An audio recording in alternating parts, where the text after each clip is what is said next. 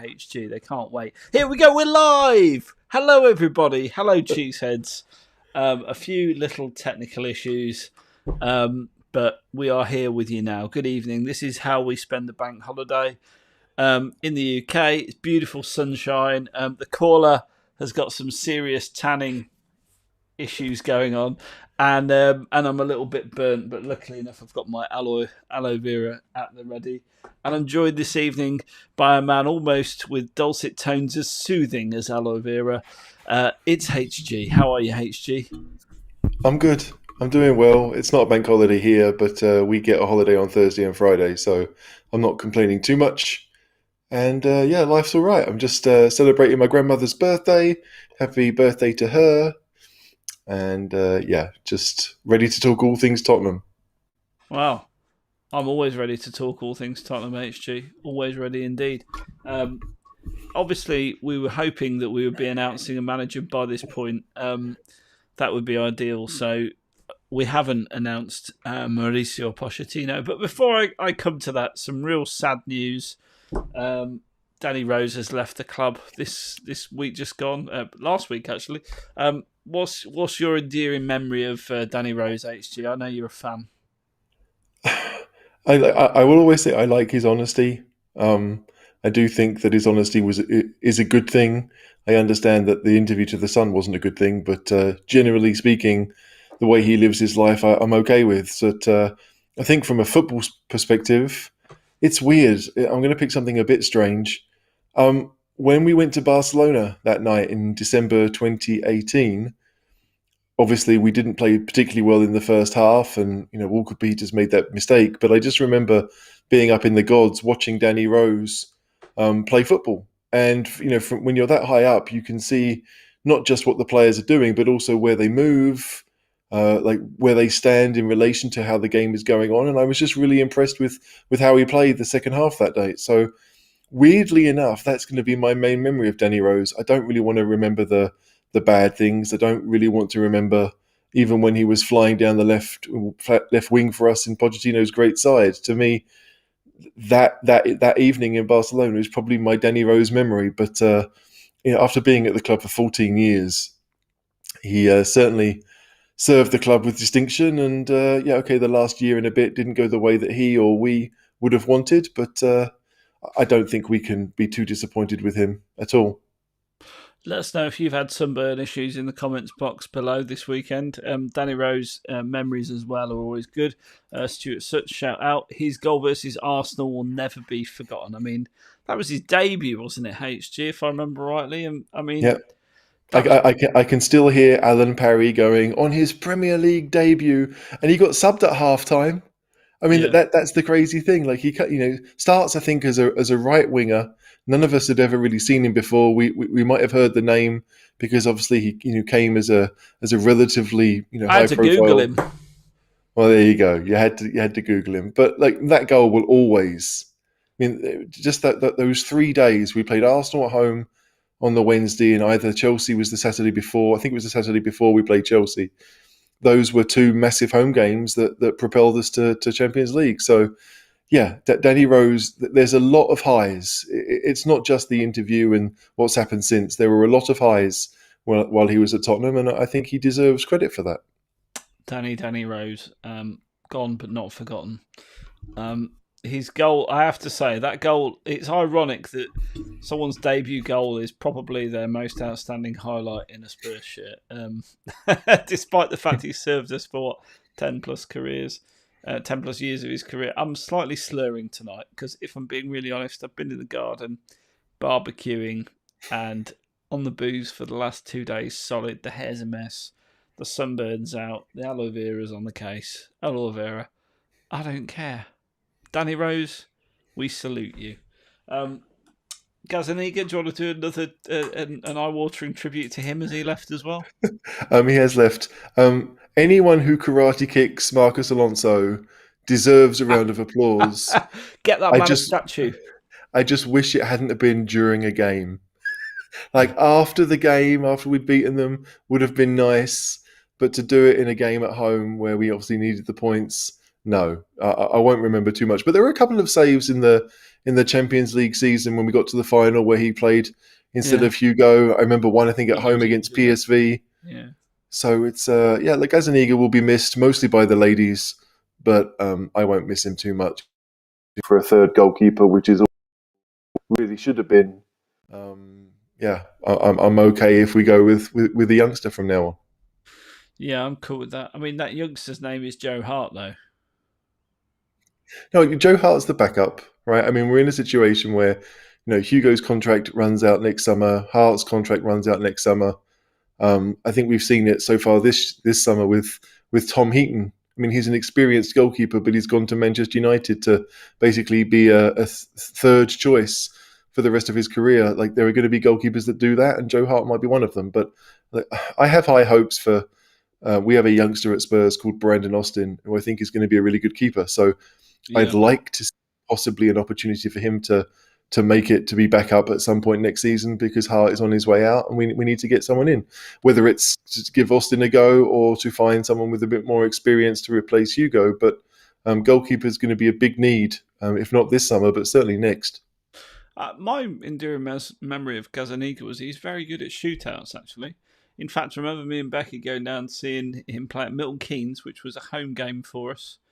And I think he saved. Delhi was captain that day, and he saved, I think, at least one penalty, maybe two that game.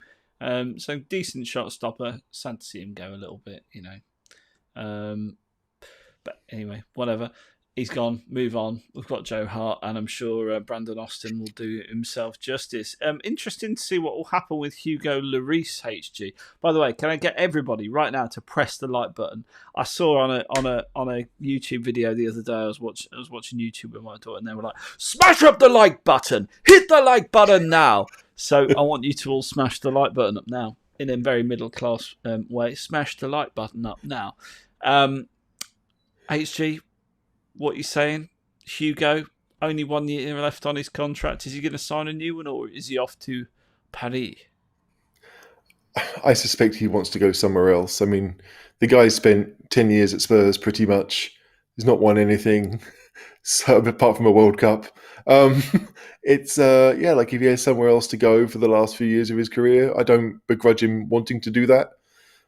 It might be nice to spend, the last 3, 4, 5 years of his career on a beach somewhere, or somewhere a bit warmer than Tottenham. So, yeah, like I don't necessarily want him to go, but I don't. Oh, yeah, like if he chooses to, then I think I'm fine with that. I don't. The odds of getting him or replacing him this summer are probably quite slim. So we may well see him for another year before he leaves on a free. But if he's done 10 years at Spurs, which is what it will be next year, then that again, like the guy's a Tottenham legend. He'll probably break the record for the most Premier League appearances for Spurs. I think he's only one behind Darren Anderson right now. So yeah, like Hugo has been amazing for Spurs despite his high-profile calamities. He's certainly saved us more points than he's cost us. I'm sure of that. Oh, 100%. I'm a huge Hugo fan, I've got to say. Thanks for smashing the like button. Keep smashing it throughout the broadcast for your chance to win a shout out from HG. Stuart also says, Stuart, you're very active tonight, and we like active viewers, so that's good. Lloris is such a good, he's great, but we need a keeper long term that can play out from the back. He was perfect with Jose, but not ideal for teams that pass it out from the back. I think his distribution's been a bit better this season, actually, if I'm going to say anything. But yeah, Lloris, I agree with you, Stuart. Historically, distribution has not been his strong suit. He is just a very, very good shot stopper, isn't he, HG? He is, and like maybe I'm old school. I don't really care if they can pass it well, because to me, just get it out get out of danger. Hoof it up the pitch if you have to. Oof. But like obviously, modern day keepers tend to be a bit better with the ball. You look at Ter Stegen at Barcelona, and obviously Ederson at Man City. So it's creeping into the game. But to me, a goalkeeper's job is to stop the ball with his hands, and what he can do with his feet. To me, as long as you can kick it while it's moving, you're okay as far as I'm concerned. Interesting. Hibana says, and I hope that I've got that name right. Hibana, let me know if I haven't. If Poch comes back, then Hugo isn't the keeper for him. We need a keeper who's good with the ball at his feet. Well, I mean, Pochettino had 5 years with him before, didn't he? Why is he not the keeper for him, HG? I don't know. I mean, like if Pochettino plays the high press that he used to, that he went away from, but if he plays that way, then you need a keeper that's quick off his line and makes generally good decisions, which is what Hugo was for a long time. It's only been the last few years where Hugo's kind of developed this desire to stay on his line as much as possible. But someone who is decisive, someone who's obviously good at stopping shots, it's going to be difficult to find anyone as good as Hugo. I mean, let's be honest. We're going to have to scour a few weird leagues to find someone, but that there are keepers out there for sure. I think that the Turkish keeper, his name is Çakir. I think he's a really good keeper. But I just I don't know where we're going to go. Can I just ask about the guy who's just been released by AC Milan? I can't say his name. Go on, help me out. Donnarumma? Donnarumma. Yeah, That's the guy. Donnarumma's he's a fantastic keeper, and he's 21, 22. He's super young. Yeah. Played many years for AC Milan. Surely that's a no-brainer. It would be if I thought he was interested with Spurs, but I just don't think he is. I think what I read today is that Juventus want him. Juventus obviously being the big team in Italy, they like to cherry pick from all their rivals. So he could go to Juventus or he could go to PSG. But wherever he goes, I guess that means that another keeper is going to get shunted out. So again, I don't want Chesney anywhere near Spurs, but there are only so many big teams that keepers can play at, and Spurs are, even if we are only the seventh best right now in England, there's a good chance we'll be better than that over the next few years. So yeah, it'll be an interesting thing to see what we do, but I think Hugo for another year and then someone is probably the most likely choice. That weirdly enough, the German keeper that I like, or the keeper that plays in German football I like the most, actually signed for Dortmund today, so he's off the table. But yeah, look, I don't know. It's considering how many needs we have in the squad this summer, replacing Hugo is probably at the bottom of the list when it comes to priorities. Well, that sounds good to me. A couple of things. I don't know whether you've seen it on the chat coming through, but someone wants to know that I didn't know Phil Mitchell was a guest tonight. I haven't seen that one. Have you got your best Phil Mitchell fan? It's been a long time since I saw Phil Mitchell, but some of the come on, just give us a Phil Mitchell impression. Well, Phil Mitchell from London, you speak like this, don't ya? Get down those stairs, you slag! You know, that kind of thing.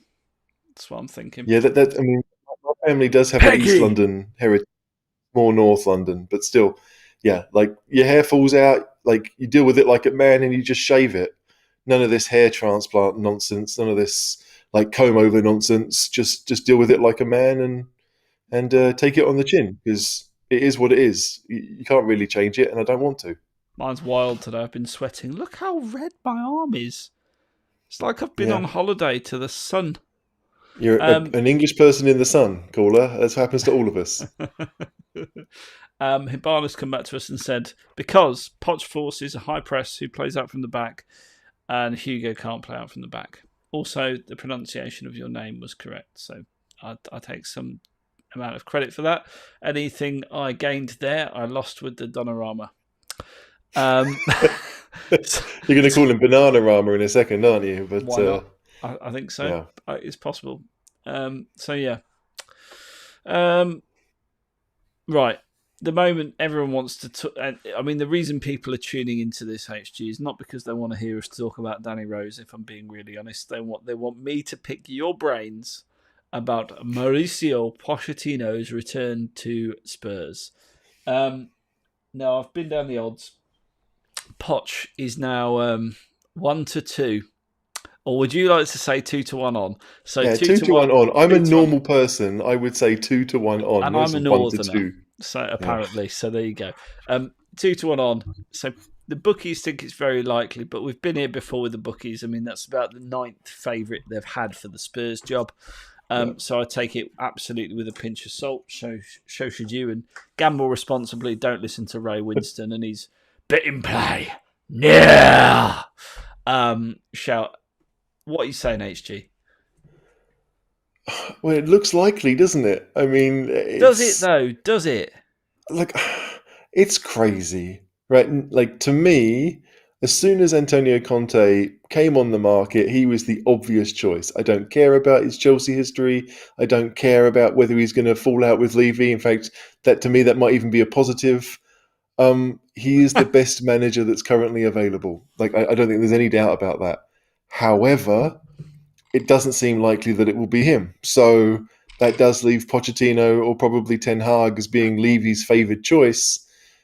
If Pochettino wants to come back, which is questionable in itself, but if he does want to come back, then Levy obviously sees it as a major win, right? Like it'll be a win with the fans. It'll be a win with a number of the players that do like Pochettino and do remember what it was like to play under him. But yeah, I just like logically, if you look at this as an outsider, why would Pochettino want to come back to Well, Spurs so soon? let's elaborate on that slightly. So, first of all, give me the pros for coming to Spurs for Pochettino HG in your view, and I'll give you mine afterwards. I think the biggest pro is the fact that he knows the club. I do think that's a positive and not a negative. But he knows the club. He knows most of the squad. He signed a lot of the squad. For any manager coming into a club, that's rare. It's unlikely to ever happen. I know we've seen Allegri go back to Juventus this summer, but it doesn't happen often that managers go back to teams, and so especially so soon after they left. But I think that is the biggest positive. He understands where he is. He understands that he's well liked by the fans. That's got to be a major plus for him. He knows the strengths and possible weaknesses of most of the players, and he'll be closer to his family. His son obviously plays at Watford now, so there are lots of I positives. mean, He we've obviously even like released his son HG. I mean, we'll get to that towards the end. yeah, Danny Rose is no longer here, but apart from that, I think everything is in Pochettino's favour to come here. Maybe he does want to be around his family. Maybe he misses the way things are. He doesn't like living in a hotel in Paris. But like you can have all those bad things in Paris be true, and just not join Tottenham. You can just quit. Hmm. So the like coming to Tottenham is a questionable thing for me. I just I understand the pull, but the pull is probably more from our side than it is from his. He could go anywhere, right? I still believe that Pochettino is good enough to manage at some of the biggest clubs, Hmm. and I know he's been linked with Real Madrid, but I do think that's a little bit Well, early. we're getting there. Hang on. That was All the right, pros. Let's do it. Let's do it in order. That's the pros. What are the cons? I'll over start the you off, Daniel Levy. possibly, but I don't even think that's the biggest con. I think, well, yeah, the biggest negative about coming back to Spurs is that he left, on decent terms, and most fans have good memories of him. And if he comes back and ruins all of that, that is a major issue. Like if we see more of the Pochettino that we saw over his last 12 months, he won't last 12 months. He'll be gone again. Like we all want to see the Pochettino that we saw in his first three seasons at Spurs, when he took us to what was it, fifth and then or sixth and then third and then second. The That glorious that failure years. That's what we call it. well, Yeah. yes, but I mean, every Spurs year is glorious failure in some respect. But we got closer than ever before. We had the best team that you and I have ever seen in a Spurs Fair. shirt. And so, like, if he can recapture that somehow, which again is questionable because the players aren't here to do it, then great. But I just like I was talking about this earlier when he walked in 2014, the first time around. The majority of that amazing team was already here, right? And he was able to sell a whole bunch of players, like obviously Kabul and Kapu and Asuakoto and others. Lennon were shipped out because they didn't want to be part of it. Yep. He had four or five that he could ditch, and he could really mold the group to be what he wants. But he had the bones of that team. It was the following summer that we got Alderweireld and Son, which obviously made the team much stronger, and they got that year's experience before they could really start playing the high press. But yeah, I don't know if Spurs have that right now. Like we have a lot of young players, but where are they all going to fit? Are they all going to fit? Like Bergwijn and Sessegnon, we've spent 50 million on those two pretty much, but they're they're squad players right now. Absolutely. If you were to pick now, I mean, I want us to have strong squad players, but at the end of the day, if Kane is probably leaving in the next year and Son might be leaving in the next year, they are our two best players. So there's very little right Hang on. now to really What work about with. Lamella? Yeah, they are our two best players. So yeah, like it is a worse situation to come back right now. That's a massive negative compared to 2014. The stakes are much higher, and the pressure will be much more because there will be an expectation level from the Spurs fans that we will go back to being maybe not as good as we were at our best under Pochettino, but certainly a lot better than what we've seen under Mourinho. And I question that a little bit. I don't know if that's really going to happen. So it's a tough one. That to me, that's the biggest negative. That the squad may not be able to do what he wants them to do, despite the fact that he bought a fair chunk of them. Mm. So let's just backtrack. I'm going to just unravel that a little bit. All right. There's a lot of noise in there. Pushing against that, what the biggest drawbacks for Pochettino in your eyes, to summarise, are what? For him to come, the biggest drawback is. I mean, that's a good question because to me, the biggest drawback is I want to know how he wants to play. Well, can I cut Go in on. and can I Yeah, give you my view?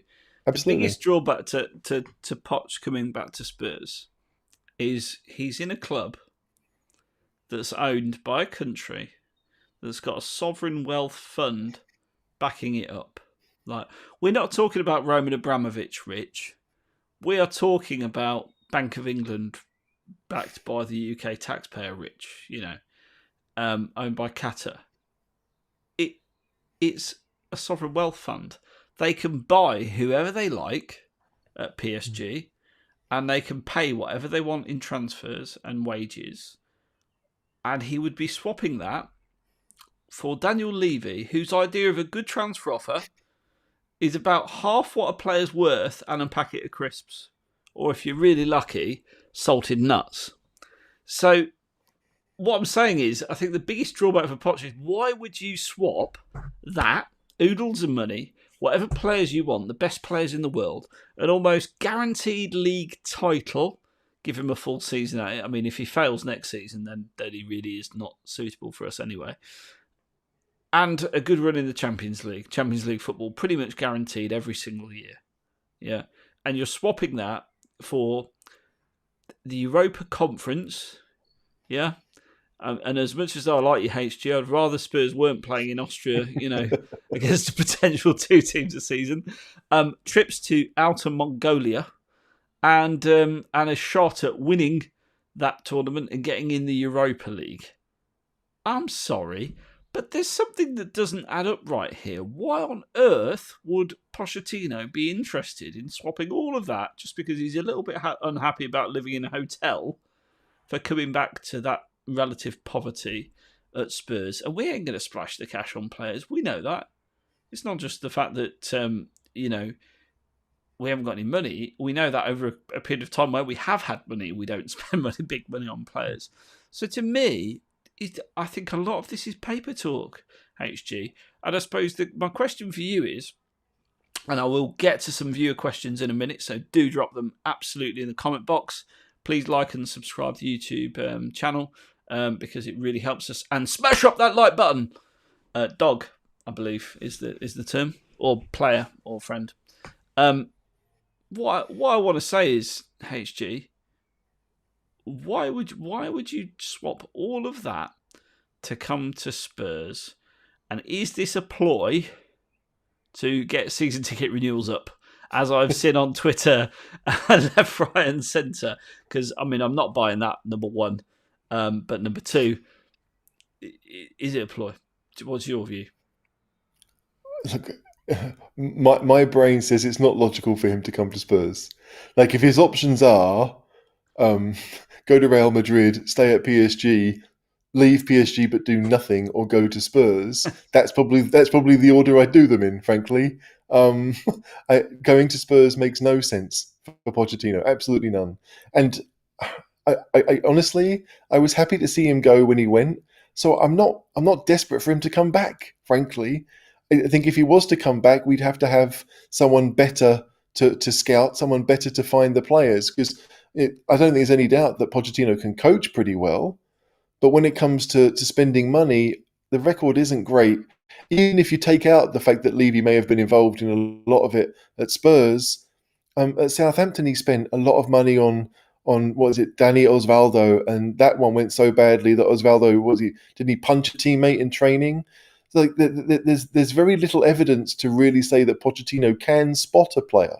I mean, and obviously he's good enough to make a team and to bring us to where we were. I mean, that was down a lot of it down to Pochettino's style of play, but picking players and scouting players and finding players, there's little evidence, if only because we don't know really who was in charge for the players we did buy, whether it was Hitchin or Levy or Paul Mitchell for a bit of it or Pochettino, like who was really the decision maker.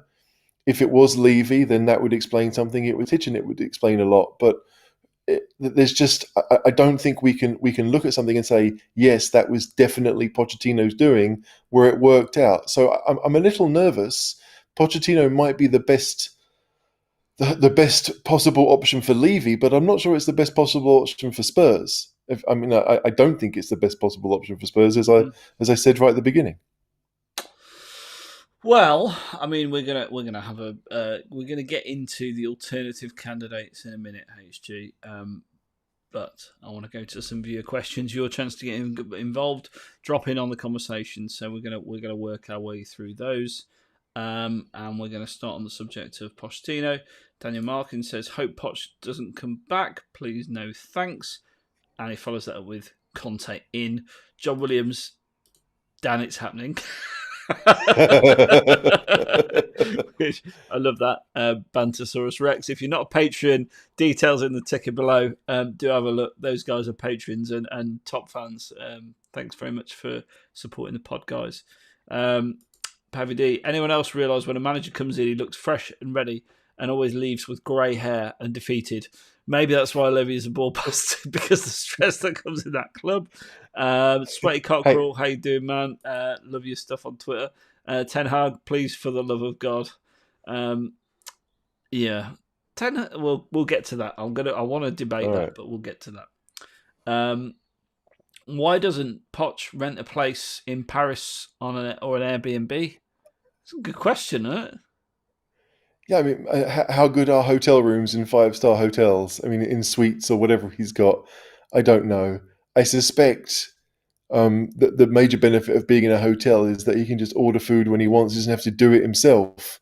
If he's living by on his own, does he really want to come home? Does he really want to come home after a long day with his baguette in his hand and say, "That's not a euphemism." Right. I was thinking more of the movie Taken, but yeah, it's not a euphemism. But like, yeah, I don't know. Like, I think as a guy, I mean, like, I'd be quite happy with someone just bringing me food as long if I called downstairs. I don't have to worry about the cost of anything. So that's what I do, yeah, Becky. Well, yeah, I mean, I didn't want to quite phrase it like that, but it is that there's obviously a benefit to not being in charge of any of that, and knowing that there is someone in the building who will do it for you, right? And someone that you're not even employing, right? The hotel will be employing them. So, yeah, I don't know, but yeah, Airbnbs in Paris, I'm sure, are very nice. But I think for Pochettino, yeah, if it's a nice, spacious suite, then pretty sure I'm he sure just it'll be calls fine. Jesus up and orders a few ribs and Jesus, you coming round for ribs? Not now. I'm praying. They're probably like Morecambe and Wise, those two, right? They just like they share a suite, they share a bed. But yeah, I don't know. Like it's less of an issue. Like if he hates Paris that much, just quit and go home. I mean, that's just it. Like just leave. Because I mean, like. But like with the money that he's got, it's not like he's one of us where we have to think about the responsibilities that we have. If he wants to quit, he can. He's got more than enough money to last him the rest of his life. He doesn't have to be. What a wonderful situation, eh? Yeah, he doesn't have to be slumming it in some 5-star hotel in Paris. He can be at home in North London. Chigwell. um, yeah, wherever he lives, I don't know, but it's that's the strange thing. If you really hate Paris that much, just leave. I Get don't back down. understand. Get back. That's what he did with Southampton. I mean, he quit Southampton. They didn't fire him. He just decided, no, I don't want to be here anymore. Get back down to So, Sheaf with Harry. They all love yeah, sheesh, don't they? I'm not talking there about the you go. smoking, but Paul Hale, Poch would only work if Levy changes trait and backs him. Or my favourite topic. Surely Poch would only resign if he had cast iron reassurances over Levy from the future of transfer deals. Number one, I don't really understand the clamour for Poch. If I'm being perfectly honest, I think we should be like, it's like going back to your ex every single time. You've met a new one, it hasn't worked out. Oh, let's go back to the ex every single time. I don't like it. But on that point, backed him. Was Poch backed first time round, HG? Get defined back, right? If it means buying a player every single window, then no, he wasn't backed because we didn't buy a player every single window. If it means buying his first choice players, and that's also probably a no, because although none of us really know who those first choice players were, the players that we bought, a lot of them, some of them didn't even get to see much game time. I mean, if you look at Vincent Janssen, I mean, Janssen played for what, 4 or 5 months, and then he was out the door. So yeah, Nkudu is another one. There's a few. I mean, even Clinton and G. Like I understand that. Obviously, you can't just go out and buy the players that you want to buy, right? I mean, Spurs won't be that club for a while yet. I like to think that it will happen because we spent, what was it, close to 60 million on Dombele, and that felt like a real sea change. That was 20 million more than we'd ever spent on a player. That's a lot of money for Spurs, Oh yeah. and we went out and did it. So and that was of course under Poch. So he wasn't backed for that crucial period because it was a crucial period. But I can't believe, and I don't believe, that we didn't have money available. And I think it came down to, well, would he rather keep the squad players that he had, or get someone else in to maybe take that role? And I think he was possibly quite happy to keep those players.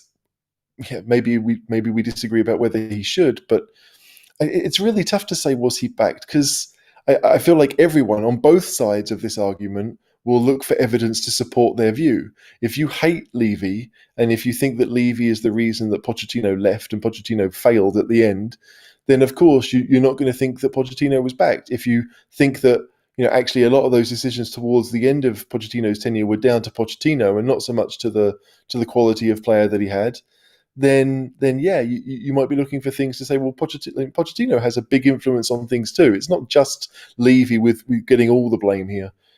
It is tough, but the whole idea of backing a manager, if that literally just means going out and buying 2 players who cost 40, 50 million every transfer window, then no, he wasn't. But in many cases, I think he was. I don't know. That's a really tough one to answer. And will it be different? Well, yeah, okay. If the pandemic is, if we're coming out the other side of it, then possibly he'll have more say. But I don't quite know what that means either. No. Like if it was him and Hitchin and Levy working as a committee, and maybe John McDermott was here at the time, if the 4 of them were looking at players and coming to some kind of agreement, who was making the final call, that we don't know. If it was Hitchin, then yeah, I'd be upset if I was Pochettino, because Pochettino, you'd think, has a bit more experience than Steve Hitchin. But, is that really going to change? Like, will Levy really give up the purse strings next, if Pochettino comes back? I don't see that happening. It's a tough one. It really is, because Levy is such a micromanager that even if he said, right, like, you get to pick the player, Levy's still going to be the one doing the deal and still going to be the one haggling over price. 100%. That's not good. Yeah, and I don't want Pochettino to do that job. Preach. Right? That's not his job. So, yeah, like, we can all sit here and hope that things will be different, but I don't really know how. I don't see it being any different. I don't see Hitchin leaving. I don't see Levy giving up control. And I don't really want Pochettino having more power, because where's the evidence that he's good with it? I'm not sure there is any. It's tough. No, yeah, sure. Stuart says Poch, knowing most of the squad, is a bit negative for me. I'd love him to come back. Needs 2 or 3 years. I mean, this is me. This is my point altogether. So I'm not going to hand this one over to you, Go on. HG. Absolutely, Poch should come back. Was he a great manager for us? He's probably the best manager in my lifetime for Spurs, and I include Venables in that, who won something, and I include Gross, who won something. Was it Gross that won something? No, Ramos. Ramos, that's it. Someone Ramos and George Graham won Ramos, something. George Graham. I include all of those people in that. He's the best manager Spurs have had in my lifetime. He got us playing high, energetic, tempo football at the top tier of European competition again. But it's too soon for me. He needs a break, and I mean a proper break. I mean like 3, 4, 5 years, and then come back manage Spurs when you've won a few leagues. That would be great for me. TJ, you missed everything. That's what you missed, TJ. Everything. Pavi, a DOF in Ragnick would literally make everything better. Like HG said, name your favourite signing by Hitchin. It's okay, I'll wait. Yeah, okay. That's true. Like a proper director of football, someone who I trusted, someone with a track record of scouting players, good young players that haven't made a move to a big team, right? Like people that Danny Rose would have to Google, but they turned out to be okay. That's the Levy dream, right? I mean, that's what Levy wants. Hitchin has not done that. He has not found anyone that was kind of unheard of or unknown that's turned out to be a good player, a great signing. Like, I think we've bought some good players, let's be fair, but no one, I mean, when we went from being good to very good, or from very good to excellent, right? We did that by buying young players, investing in them, giving them a chance at the highest level, and watching them grow together. We have never been a side, certainly not a successful side, that just cherry picks certain players and then gets them to play well. Like that, there has to be some kind of identity. In my life, I mean, I remember the 90s. We spent a lot of money in the 90s, and we weren't far off the big spenders back then. We really weren't, but we just didn't buy with any plan and with any level of cohesion. That needs to we happen. nearly bankrupted the club. Yeah, but I mean, that needs to happen. And so someone like Rangnick, who, I mean, obviously he's never been outside German football. There is a bit of a gamble there, but he's found players from outside German football, and they've gone on to do really well. I mean, like, think of the Leipzig centre halves, right? I mean, Konate and Upamecano, both of them were found by the scouting staff at Red Bull when Rangnick was in charge. They both left Red Bull Leipzig this summer. It was for a combined, 80, 90 million for the two of them. They signed them for a lot less than that. Now, I don't want to be a stepping stone club, really, but I think deep down we still are, right? We are a stepping stone club. We want to get those young players to come to Spurs to see that they have a chance to take the next step in their career. And if we win things, then they will stay. Then it's likely that they will stay. But until that happens, we're going to be looking at other teams' cast-offs a little bit. Someone who, like, I mean, the rumours that came out today that Man City, that some of their players want to leave because they're not playing as much as possible. They are wonderful players that would make Spurs better. There's no doubt about that. But they are still cast-offs. They are still City cast-offs. Yeah. So it's about making the right choices. And someone like Rangnick is much more likely to make those good choices than Hitchin, who, let's be honest, none of us can really sit here and say you deserve to be the technical performance director or whatever his title of a top 10 club in the world. I'm not defending Hitchin, but none of us really know what his skill set is.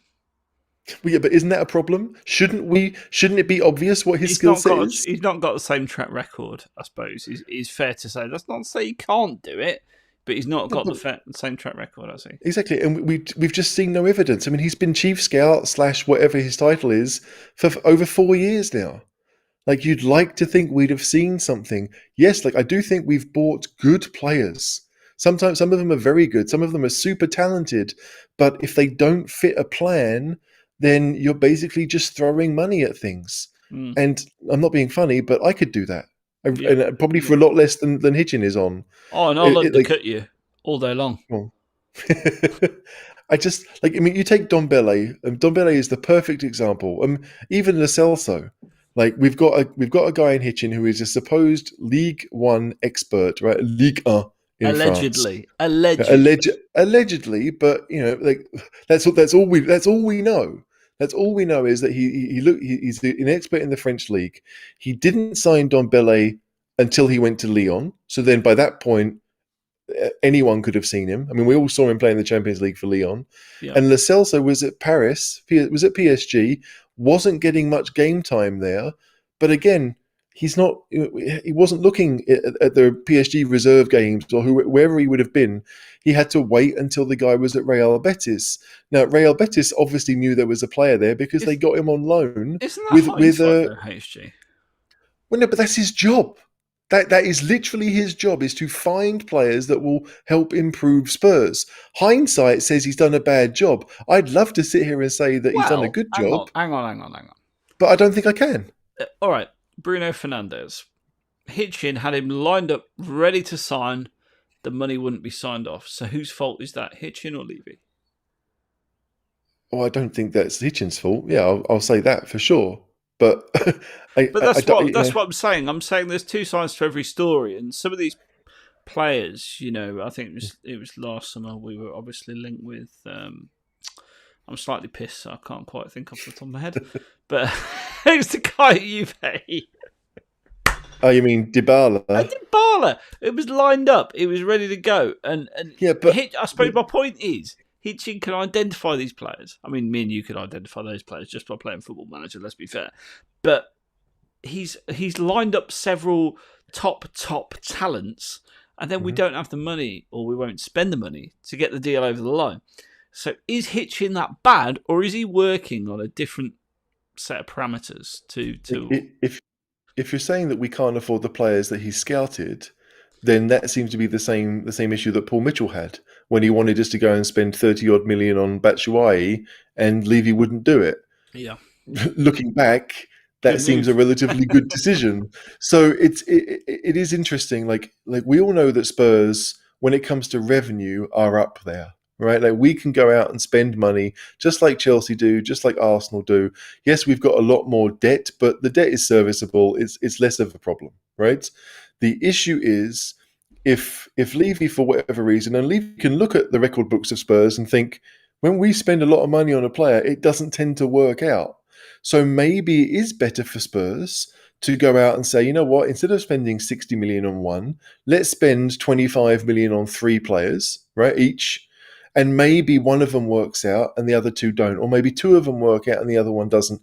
But you're hedging the bets a little bit.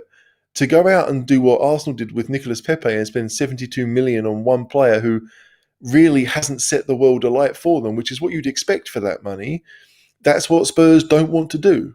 I mean, like, granted, Arsenal are the perfect example of what we don't want to be, but that is it. Like no one, I don't think anyone expected Bruno Fernandes to be the player he's been for Man United, to come from the Portuguese league and just fit in perfectly. I think a lot of people thought it was a risk to pay the money that they did. It turned out to be a good risk. But I just, with Levy being the type of chairman that he is, and when he's seen the success or how he's built the club when it comes to buying players, we are looking at trying to get players who are maybe tier 2 rather than tier 1. The top level players, if they want to come to Spurs, I mean, again, this is true of Dybala.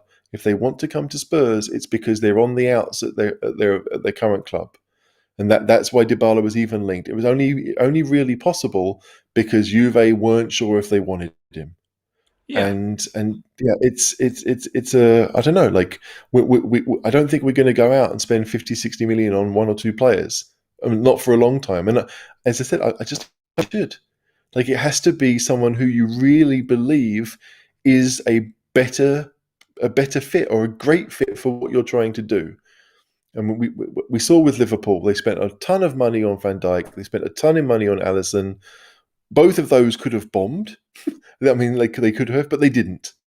Right? They haven't bombed. They've worked out really well, and that's where Spurs have gone wrong. The players haven't worked out. Now, whether that's because they're not good enough or whether that's because the system doesn't fit those players, there are many things that could be the reason. But it's tough not to look at it and think we would be better served as a club by spending 30 million euros on a player as opposed to 60 million. It's just where Spurs are.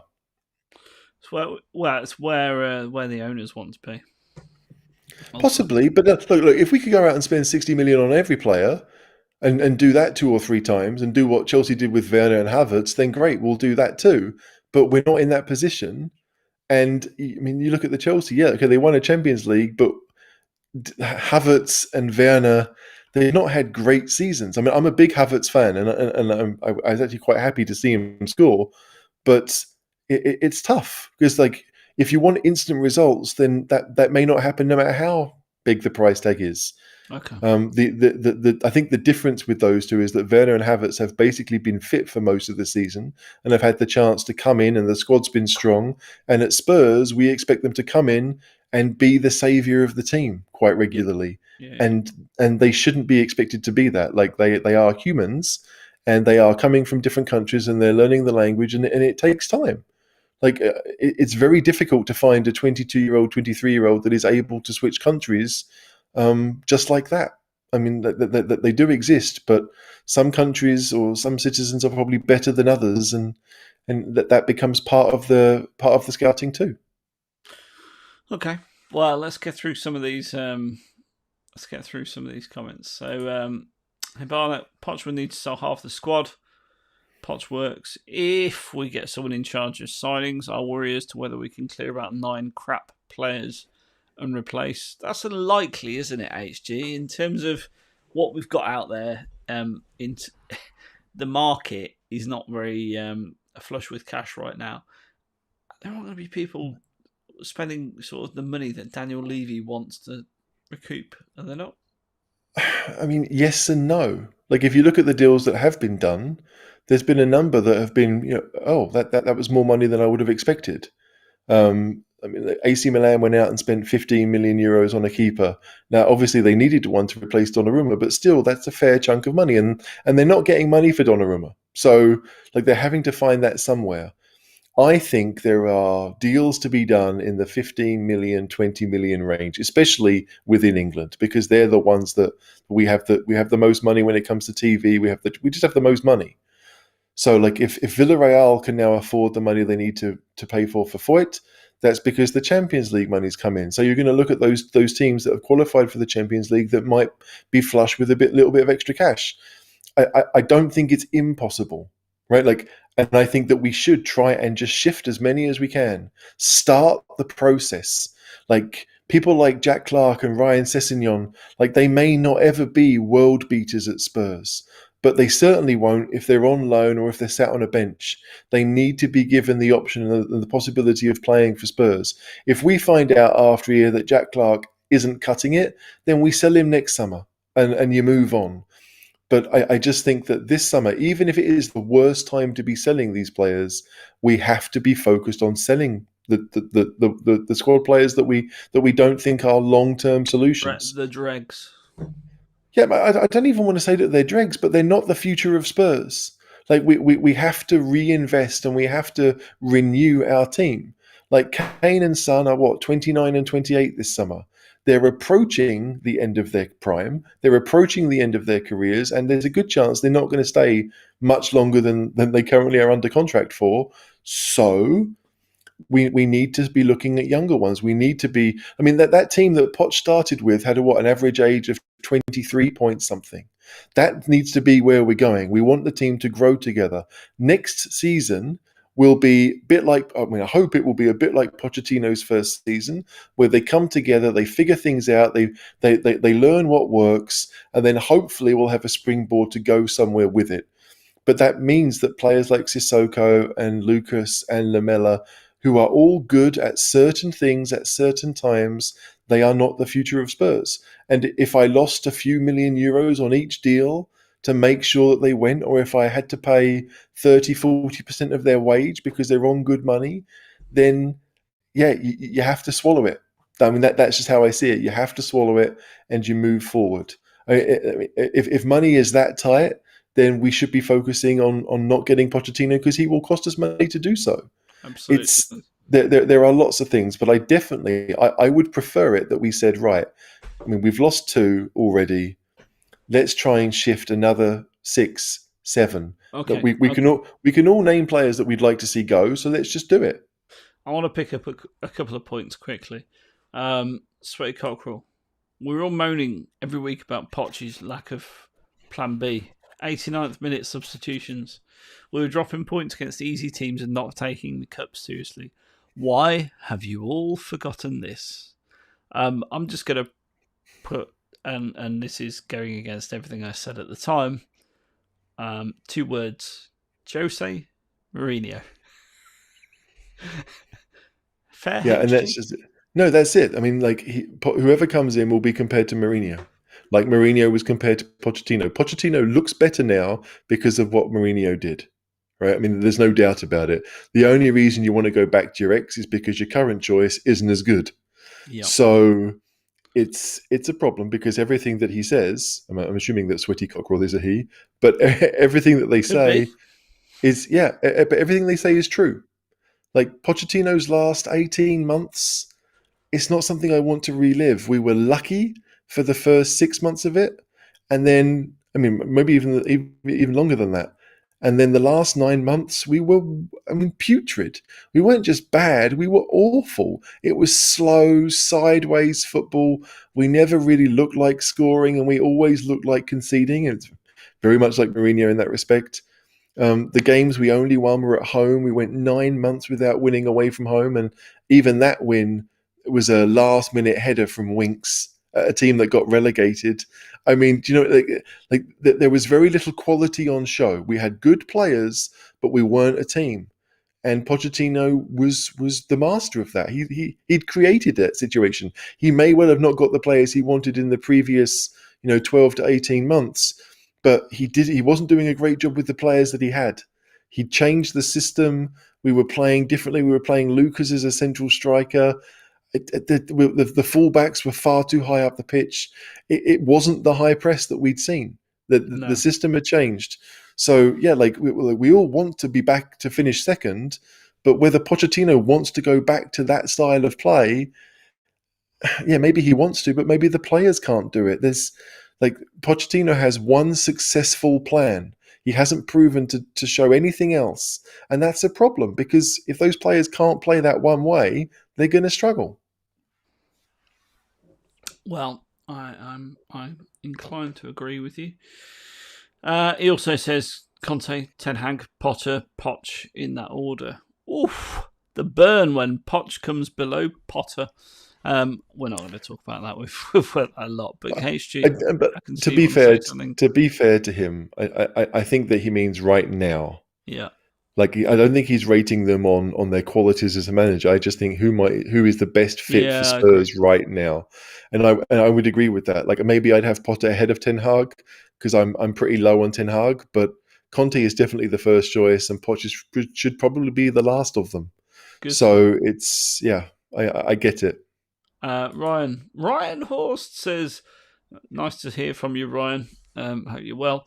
Glad to catch you guys again. Poch would be nice, but things need to massively change. Ten Hag, Conte, or Poch for me. Those are the 3 names in the frame, I think, and I think we're gonna get one very soon. Eddie Howe, come on down. Well, a lot of people have been putting it out there that the caller and HG should be sort of the double act that gets in that dugout. I'm absolutely sold on that, to be quite honest. And if they want to pay me, $1 million a year, that's all it'll take. Franco wants to say, if Kane is sold, who could we buy that replaces him? Ryan, no one really, Franco. That's about right, isn't it, HG? No one can do what Kane does. Yes, I mean there is part of that. We're not going to find one striker who can do what Kane can do. There are very few strikers, certainly in my memory, that are as good as he has been. Like when it comes to left foot, right foot, heading the ball, movement in the box, creating. Kane can really do everything. The only thing he doesn't have is pace. Yeah. Like I remember Van Basten was amazing. Obviously, the original Ronaldo was amazing. But yeah, like strikers like Kane do not come around often. I don't think there's anyone in world football, maybe Lewandowski, that comes close. Lewandowski is obviously older and has played for a dominant side for a very long time, and even at Dortmund, um, for a lot of that, Dortmund were the dominant side. So it's tough to score the goals that Kane has scored in a team that has never been the dominant side. It's going to be tough to replace. But there are players or combinations that can do those things. And so if we end up getting a real number 10, if we end up getting a real number 9, then I think that could work, because right now Kane is both. And that's proven a problem this season. As much as he's been great at doing it, perhaps we don't want that. Perhaps it would be nice to see a young striker come in who If hasn't Kane could proven have got himself on at the this end of his level. own crosses, he'd have probably scored about 35 this season. So, Yeah, I mean, whether but it's through let's just say, balls or like, whatever else. So, for me, his striker's place is up top. I'm great. I'm really happy he's got the playmaker of the season award. But yeah, I don't know, Son yeah, finished a lot of those chances, let's be honest about it. So it's a bit of a double act. But he should be at the top end of the cutting edge for me. And I think, I think you bang on. I think if you bring in a fantastic, recognised striker and a creative midfielder, a Jack Grealish and a Danny Ings for my money, then we're all right. they would be decent options from the Premier League. I do think there are probably better ones. But again, Yes. there's no guarantee that someone from a foreign league will come in and hit the ground running. You look at someone like Ciro Immobile has been incredible in the Italian league. Went to Germany, went to Spain, flopped twice, had to go home again to really play his football. So it's tough. I don't really know, but I do think that if we were to sell Kane, then you're looking at getting 2 strikers in and hoping that they play well with each other, that they learn quickly, to get some kind of partnership, and then we might go somewhere. But for a 1-for-1 switch, no, it's impossible. Yeah, fair. Stuart Smith. For Fernandes, Grealish, we even had a fee and terms agreed with Diaz, apparently, but wanted to go for Skriniar instead. I blame Levy for those. I mean, those are cases that, again, that's rumour and conjecture, and we can't really comment on that. But I think it plays to my point, we can't blame Hitchin for everything. No, and we can say that if finances are an issue, then that's down to Levy. No one else is saying whether he should or shouldn't spend the money. If he doesn't think, like, if he's trying to be too much of a brinksman, then that's on Levy, right? But I think we all know the money was there to go and get Grealish. We probably could have spent an extra 10 million to get Diaz instead of who we bought at the time. I can't remember who it was, but I just think that, like, if Mourinho wanted Skriniar, which I do believe to be true, then, like, Diaz, I don't know. Like, if you think you spend 65 million on Diaz or whatever Man City spent, and then 35 million on Skriniar, it's logical to try and get the guy who costs half as much, who you think is probably just as good. It is a tough one, right? Because, like, now we sit here and say Ruben Diaz is the best defender in the league, won the Player of the Year, all the rest of it. But yeah, it is difficult. There is no easy way of doing it apart from Levy saying, you know what, to heck with it. It's just money. We'll spend it in the hope of getting better. Yeah, I'm not sure that's I going don't to know. happen. No, probably not, because it's the club's money, but the club's money is his money, and Well, I think we've seen. partly, but I mean, also the debt is serviceable. Don't get me wrong. I'm not saying the debt's a massive issue, but we're 100 million in debt, so we do need to acknowledge that and be careful. Yeah, I mean, I think, isn't it more than that? I don't know, but I just think that Sorry, a like billion. That's what I meant. had A billion. had COVID not happened, I think last summer we would have gone out and spent money that we've never spent before. Right? I mean, like, the stadium is a money maker. I think we've been over this before. The pandemic obviously curtailed Spurs' spending. Look up the episode, guys. Yeah, but when it came to last summer, most of us were pretty happy with our dealings, because we strengthened the squad, and we like, yes, they didn't work out, but we tried. Doherty seemed a good buy at the time. If we were going to continue with his kind of lopsided formation, Doherty would have fit, but we never did. And I think that when it came, even with the players that we have, Mourinho at the end of the day just didn't do a good enough job getting the best out of them, which is why we struggled. Yeah, it's easy to say now, but I think we were saying that for most of the season, and it never really changed. The only time we looked good is when we were playing six defenders, and that's a sad thing to admit, but that's how it was. The only time we ever really started winning games was when we played six defenders. Not sure about that. Well, no, I mean, if you count Højbjerg and Sissoko as defenders, which I do, Well, they're midfielders. You can't. but they are midfielders. But their job was to defend. That's They like weren't part of. That's like They me weren't saying part. Die as a midfielder. But they weren't part of the attacking system or whatever it was. Like they filled in the holes, and it was a very defensive system. But that defensive system got us the results. And so whether it's Davies or Reguilon or Aurier or Doherty or whoever was at fullback, they weren't flying forward at every opportunity. And if they were, they could only do it because we had two very defensive midfielders. That was the only way that we could really get results. And yeah, we played well in at times with other options, but I just like last year was just painful, and we need to make things better somehow.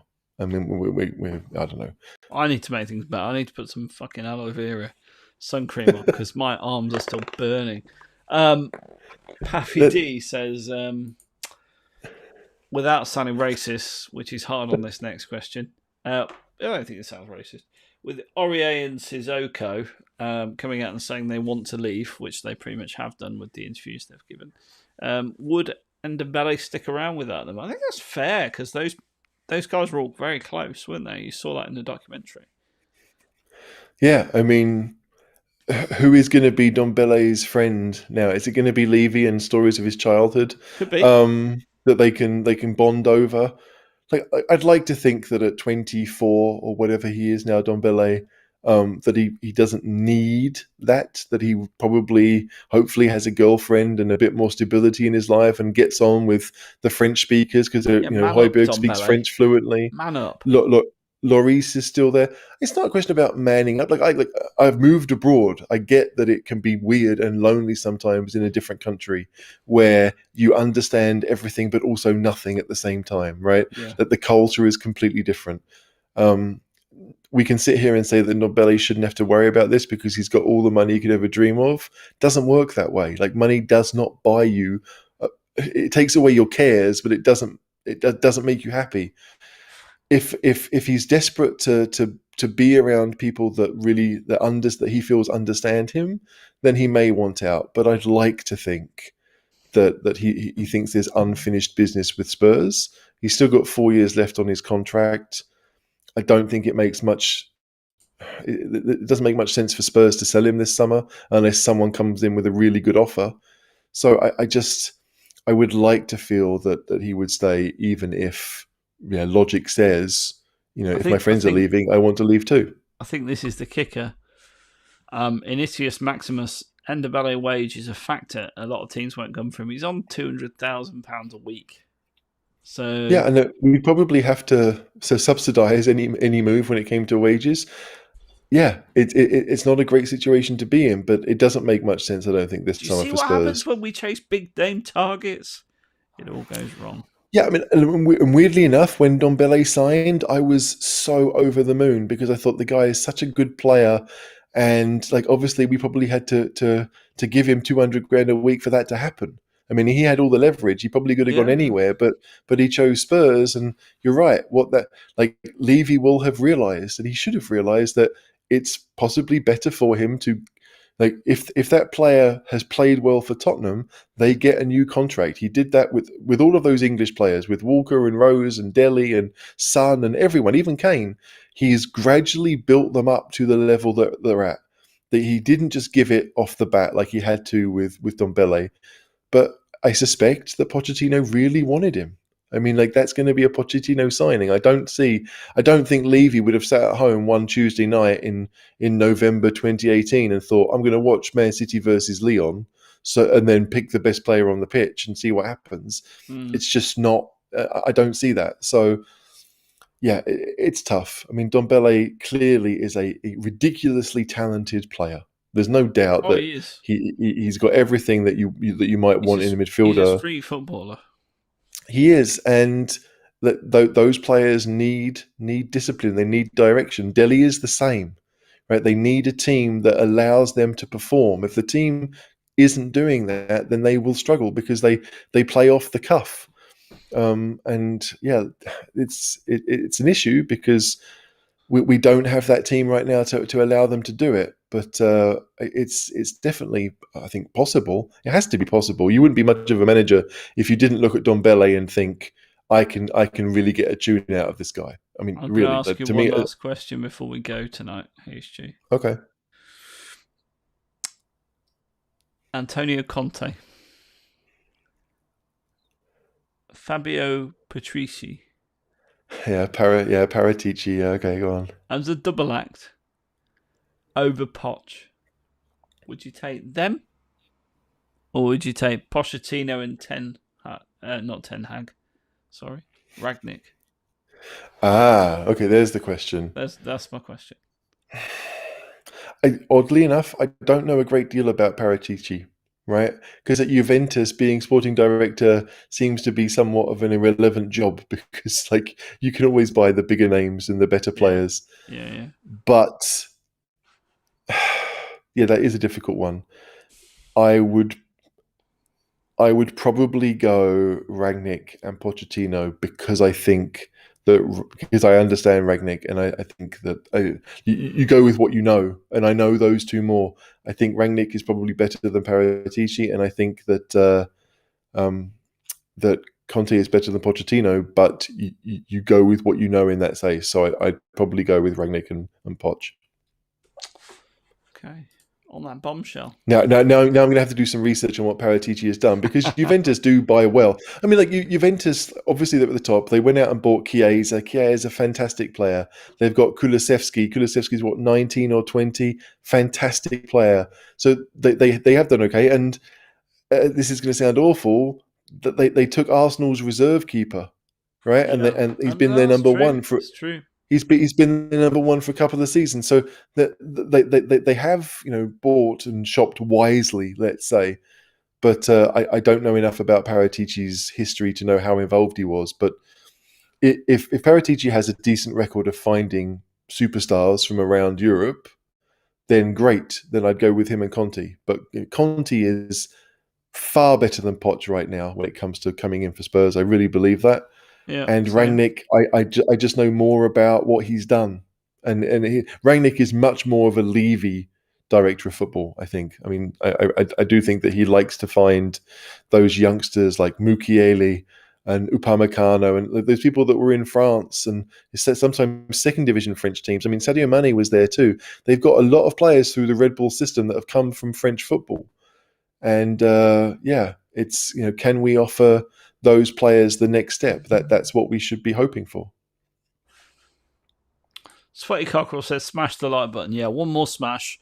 HG, it's been an absolute pleasure this evening for you to join me on this broadcast. I hope everyone who's watched along has enjoyed it. Do like and click the little bell so you'll be notified whenever we go live. Really important that you do that for us. It really helps us build the channel and bring you better content. And don't forget at the same time to listen out. There's going to be a new episode of the podcast coming soon. I believe Franco is working on something. He's dead against doing a season end review because the season was so shite, but he's absolutely working something up. So there will be some more cheese room content for you to lap up soon. HG, thanks so much for calling, for joining the caller, I should say, this evening. No problem. I'm sorry we had a few issues to begin with. It was usually my end, but well, it's been fine during the broadcast, and that's all that really bothers me. What I would say is I'm slightly inebriated. I'm literally probably get up from this chair and stagger. I'm sunburned. Look at the fucking state of this. And that's bad. That is bad. You wear long sleeves tomorrow for you, otherwise people will be laughing at you. I'll be in a shirt anyway, yeah. But yeah, long sleeve tomorrow. The British sunshine, the British summertime is here. I'm slightly pissed. had 2 bottles of wine and half a bottle of gin, But there you go. Come on, you Spurs! Come on, you Spurs. Good night, everyone.